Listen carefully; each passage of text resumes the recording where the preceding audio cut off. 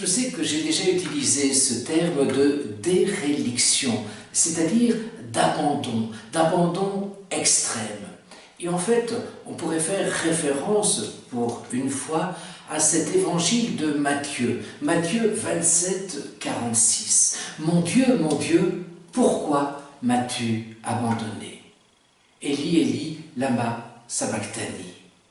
Et donc, c'est cette phrase du Christ en croix, totalement abandonné des hommes, totalement abandonné de Dieu lui-même.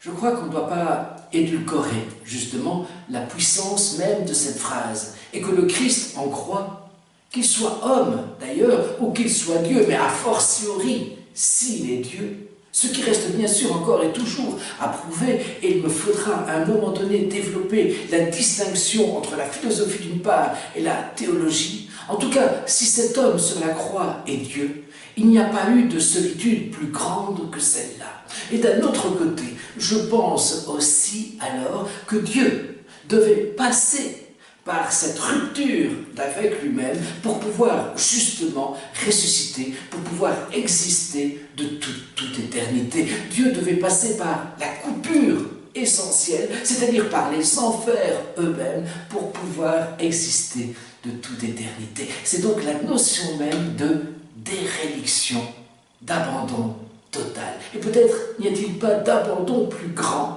a fortiori, encore une fois, si cet homme sur la croix est Dieu, ce qui reste encore et toujours à prouver, si cet homme-là est Dieu, il n'y a pas eu d'abandon plus fort que celui-là.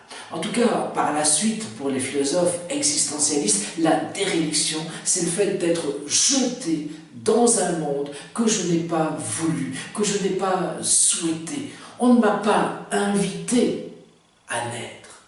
Dans mon néant, dans ma préexistence, dans cette existence qui était une existence du néant, avant même d'exister, on ne m'a pas consulté pour me dire « Est-ce que tu veux de cette vie-là, Jean-Luc? Est-ce que tu veux passer du néant à l'existence ?» Non, nous n'avons pas été invités, nous n'avons peut-être pas été souhaités, désirés. Mais c'est une question de point de vue, bien sûr. Et je n'ai pas du tout à m'imposer sur ce plan-là.